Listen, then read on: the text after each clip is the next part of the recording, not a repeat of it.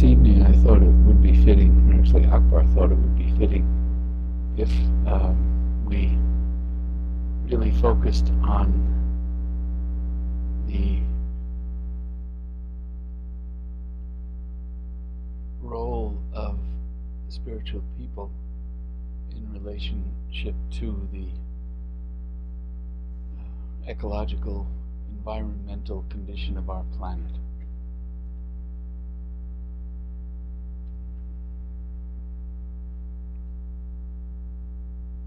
If we just get our information from outer sources, from news, from the media, in a way it doesn't inspire us. It just kind of collapses us. And yet if we develop a sense of hope that's not based on inner experience, then instead of contributing to the possibility for a shift in global consciousness, we develop a way of kind of sleeping with bad dreams, but we're still sleeping. We're hopeful and so on, and of course we should be hopeful, but everybody here this evening has some kind of spiritual breath. That's without the D, breath, not breath, breath. In other words, we each have brought in a certain sense of unity, a sense of oneness into our being, and it is present in our breath. Now, why do I say the breath? Well, mystics understand that for a thing to be alive, even an atom, there needs to be movement. But for things to change, the movement has to be in the liquid state. In the solid state, or what we would say the earth element, nothing changes. Now, I'm speaking symbolically, I'm not speaking scientifically. But in the solid earthy state, the physical condition, it's very difficult to create change. Certainly a rock changes, but it doesn't change quickly. In the gaseous state, there is too much movement, so there is no real settling. There is no change that stays.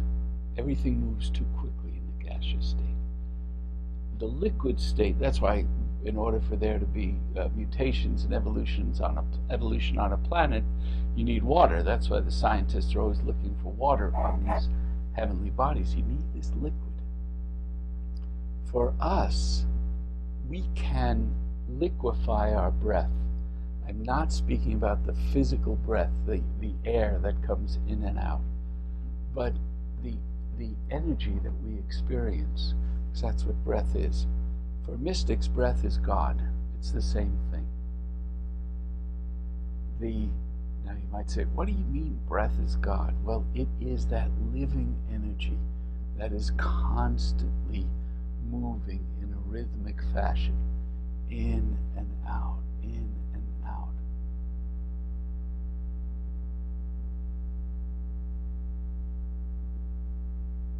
So how do we liquefy our breath, and why would we liquefy our breath? We are intending, we here tonight, to create a conscious transformation in global consciousness. I'm not speaking, in metaphors. I am speaking literally.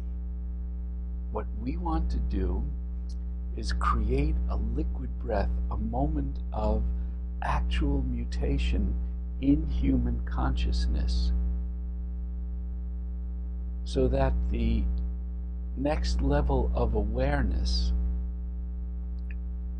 is affected by our awareness tonight.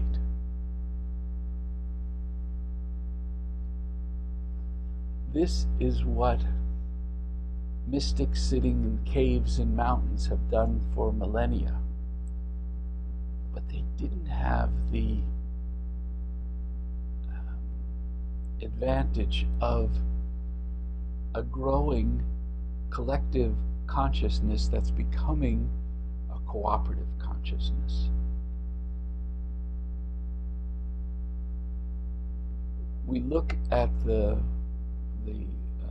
stories that were told by those who report for the day, who all have points of view and interests, and the stories don't show a growing cooperative consciousness. Nevertheless, that is the evolutionary direction of today. But the consciousness of planet Earth is like the consciousness of the spiritual student, not the spiritual teacher. The spiritual teacher, which is all of us tonight, I don't mean one person or one guru, but the spiritual teacher has this liquidity of breath, so that they're not bound by the present moment, but instead are able to project consciousness forward into the future by drawing on awakened consciousness of the past. This is the challenge that we are faced with tonight. So how to do it? This morning, early in the morning, I was up and I was doing my own practice, my own meditation. Suddenly, I had this inspiration. Who really was Abraham, the biblical Abraham? So I had to haul out my computer and open it up. I know the biblical story, but I wanted to see what it said in Wikipedia. So I read the entry that was there, and it's very interesting. It reads kind of like a newspaper article, and it's only a few, maybe 3 pages or something. And I finished, and I closed my computer, and I went back into meditation, and suddenly I saw none of this is true. None of what was there is true. None of it is truth. It doesn't mean it happened or didn't happen. I don't know about that. But why was I guided to go look this up? Why was I guided to check this out? What was the message for me? What was the instruction? What was I supposed to do? Well, so I sat there and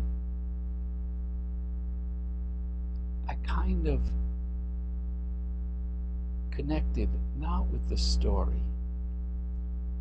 I didn't look for deeper meaning, which often I do, but I didn't do that.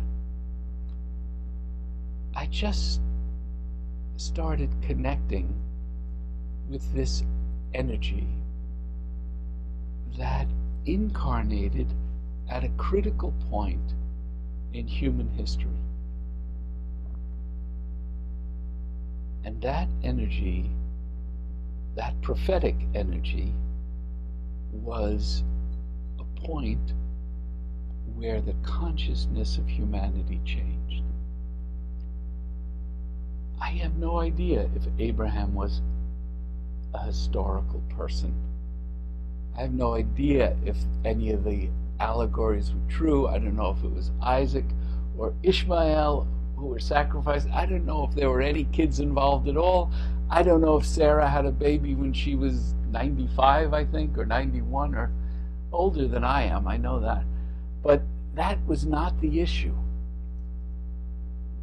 The issue was, here was a point in human evolution that was a point of mutation of consciousness.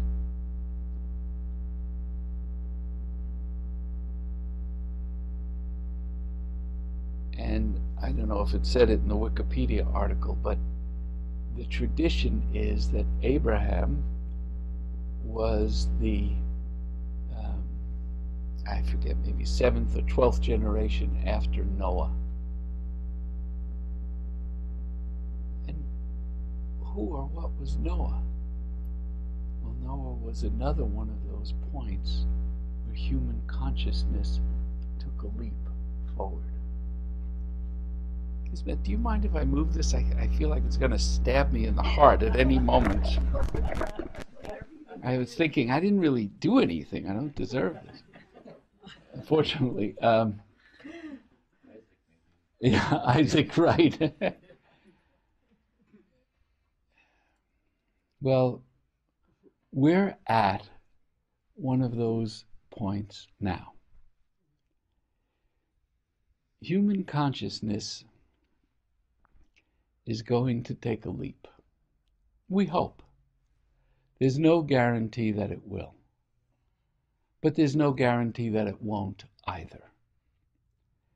It's possible. If we look deeply, we can see signs that there is this shift occurring, and it's been occurring probably for the last 100 years. But it's speeded up now. And what we do when we are together like this seems to magnify the intensity of the transformational liquid breath.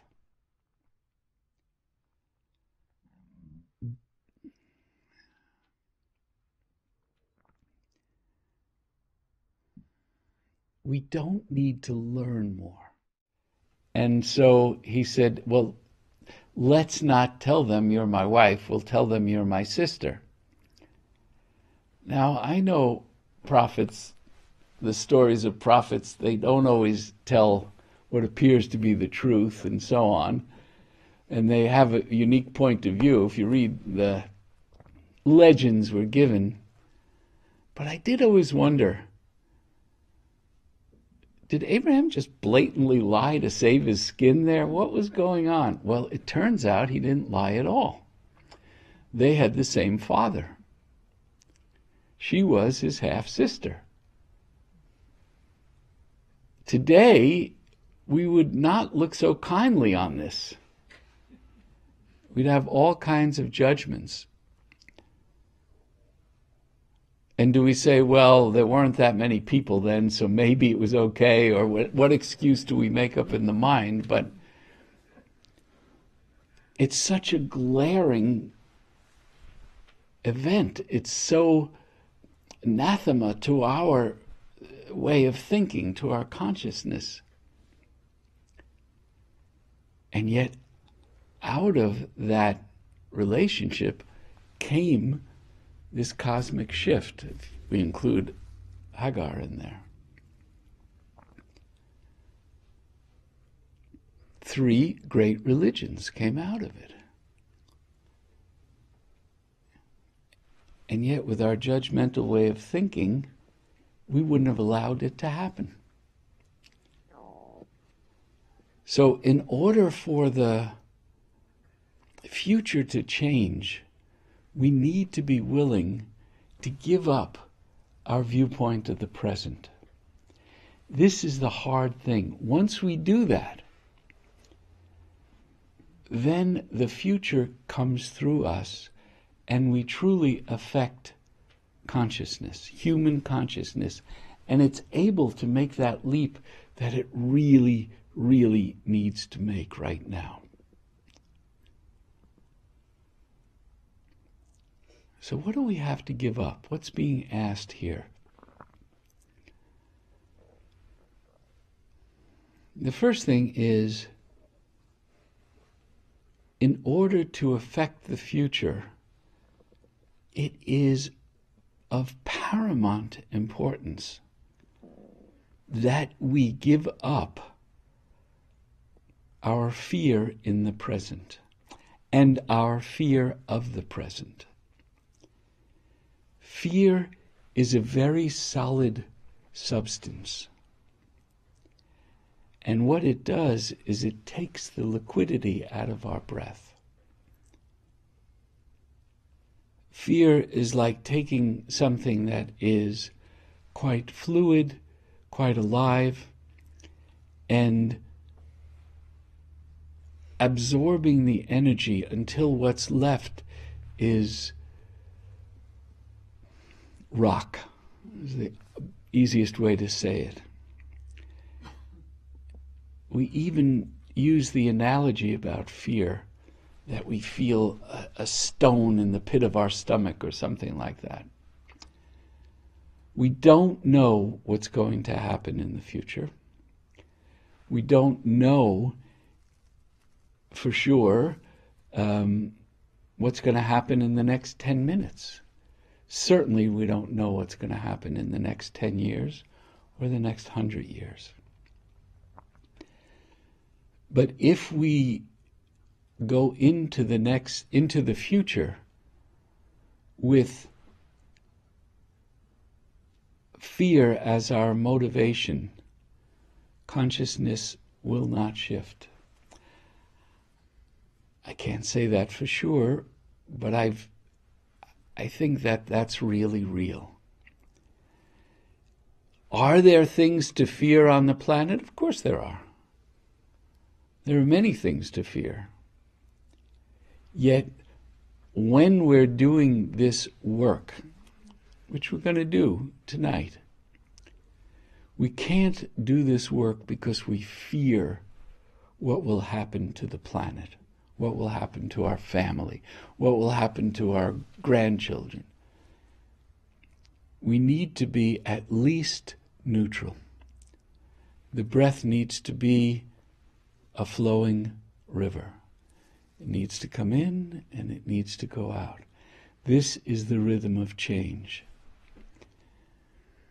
So the first thing we need to give up is our fear. The second we need to give up is our sense of blame. Our sense of blame gives us permission to not go into truth. Our sense of blame is a nice kind of topical anesthetic, and it puts us to sleep. You know, so many of these prophetic beings have urged us not to judge. There's 1.5 billion Christians on the planet. Judge not that ye be not judged. I mean, it can't be more direct. It was not subtle. And what do? Well, in the name of that, we judge, one way or another. So what are we asked to not judge in our lives, in our society today? Well, not judging means not criticizing and not condemning. Maybe not even complaining. So what do you do with some entity like Monsanto? How can you not judge them? How can you not blame them? And I hope nobody here is pro-Monsanto, but... Well, the answer is really simple. Change the consciousness of Monsanto.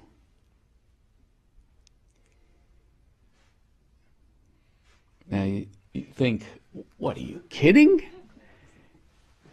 Impossible. Well, it's not impossible. It's really not impossible. It's possible. It is possible if you're not in the position of pointing your finger and being above them. But getting into the consciousness, that doesn't mean getting into the excuses that perhaps executives at Monsanto tell themselves. But what are they seeking? And you can't do this with the mind. You have to do this with your real heart, with your awakened heart. What are they seeking? And it can be anything. But once you take one step back from blaming, pointing the finger, once you go, well, okay, that's my work. That's my work. You'll find a way. I mean, we think it's so difficult to look at an entity like that and not condemn them, not blame them. But let's go back to Abraham for a second. He was guided to kill his son. If he did this today, he would be arrested and he would be probably incarcerated for life, if depending on which state he did it in, or killed. I don't think things were so different in a way then. I don't think he could have said, well, I'm a prophet and I was guided by God and I was just following my inner guidance. And I think he would have been held up to the same condemnation, yet he somehow had found a state of oneness that allowed him to believe that what he was being guided to do was real, that he wasn't crazy, that he wasn't a sociopath, and he was willing to take a chance. And yet, for us today to take a chance of not blaming, not seeing whose fault the world's problems are, but how to change it, that's a radical departure from our comfort zone. It's comfortable to believe that the cause of global warming, for example, are the oil companies. They want to keep us using fossil fuel, and they're willing to destroy the planet to do that. What if it's not true? What if the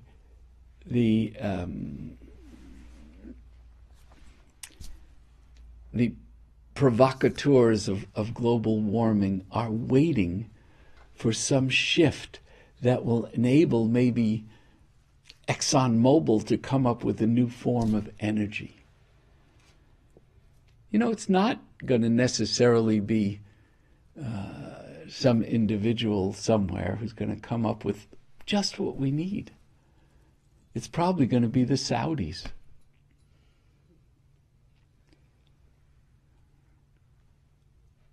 And we'll all be shocked, but we'll take advantage of it. But if we don't have the courage to believe that these shifts can occur, nothing will happen. And we really have to believe. It has to be an unshakable faith that humanity not only can continue, will continue, and the necessary shifts will occur because we are part of the necessary shifts tonight.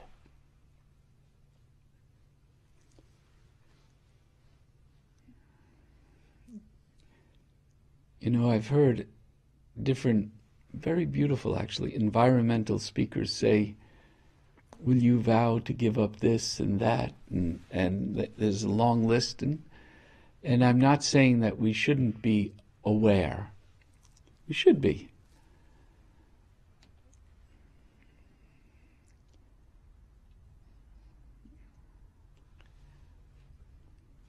I once heard the Dalai Lama speak about the environment.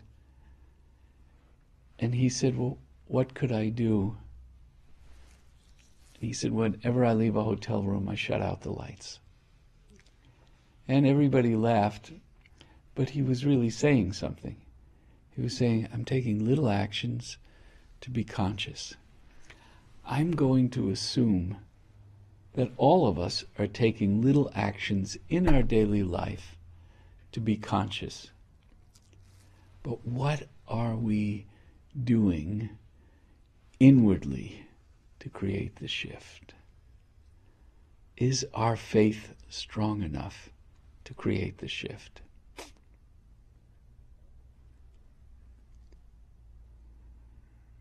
Are we willing to put our belief system on the line and say, look, if I have to think differently, I'm willing to do that.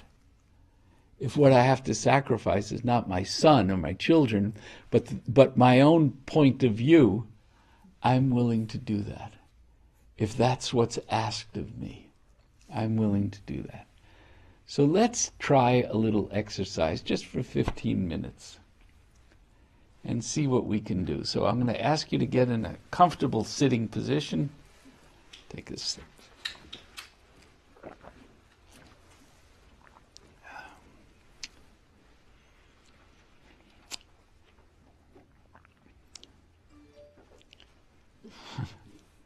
And to make sure your phones are shut off. Are we streaming from the phone? Both? Oh, wow. Over 50 people out there, or viewers. We should have 50 million. Simple multiplication. Yeah.